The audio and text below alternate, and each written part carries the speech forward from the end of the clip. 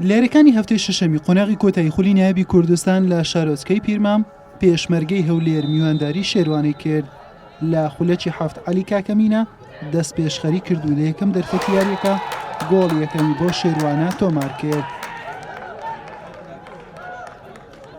پێشمەرگەی هەولێر هەموو هەوڵێکی خستەگەر بۆ گۆڵی یەکسانی، بەڵام ستون و مەڕوانی گۆڵپارێز بەرامبەر هەمووی وەستانەوە. لە خولەکی 16 لە هێرشە چێڵگەڕاوی خێرای شێروانە شێرزاد محەممەد لە پێشمەرگەی هەولێر بە کارتی سوور کرایە دەرەوە.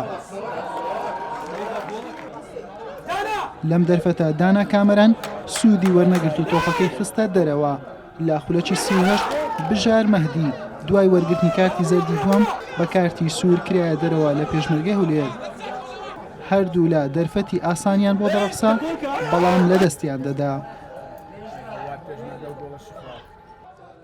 لا نیوەی دووەم پێشمەرگەی هەولێر بەنەو یاریزانەوە هاتەوە نێو یاریگا، بەڵام نەیهێشت خولەکێکی شتێپەڕ بێت، ئەنجامەکەی لە ڕێگای عومەر سەدامەوە یەکسان کردەوە.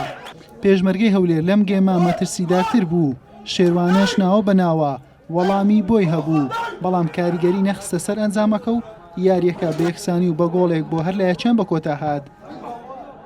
گێم یەکەم زۆر باش بووین، ئەی بەڕاستی گێم یەکەم باش بووین، هەرچەند ئەوانش دوو لە ئەبیان تەرد بوو، بەڵام گێمی دووەم زۆر خراپ بووین، یعنی فورسەمانیش نەهات، بڵێم نازانم فورسەیەکی زۆر شەوتی یەکەم ئەڕوات 1 2 3 4 گۆڵ ناکەین، تر تۆی پێش وایە جاروا هەیە مۆفەق نابی لە گۆڵکردنە.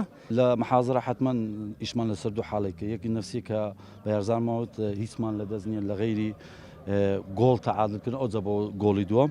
لە ڕووی تەکتیکیشەوە وتمان ئێمە 4-3 یاریەکەین، وتمان دوو مەهاجمەکە وا بزانن دەرکرانە، لە حالەی دیفاعی ئێمە وا بزانن کە ئەمە ئەو مەهاجمانە ناگەڕێنەوە، لە حالەی هجومی مەساکەکانمان شوێنی وان پڕ دەکەنەوە، بالفعل توانیشمان ئەو شوێنانیان پڕکەن و بە ئینتلاقاتی سیاکۆ و زایدەن لەگە گۆران دەکرا سەر ئەوەی کە گۆڵی تەعادلمان کردمان دەمانتوانی بژبینەوە.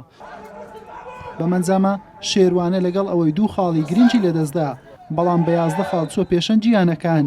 پێشمەرگەی هەولێریش تا ڕادەیەک هیوای لاواز بوو بۆ گەیشتنەوە بە پێشەنجی بە 6 خاڵ لە خانەی پێنجەمە. حوسێن محەممەد، کەناڵی ئاسمانی پێیام، پیرمام.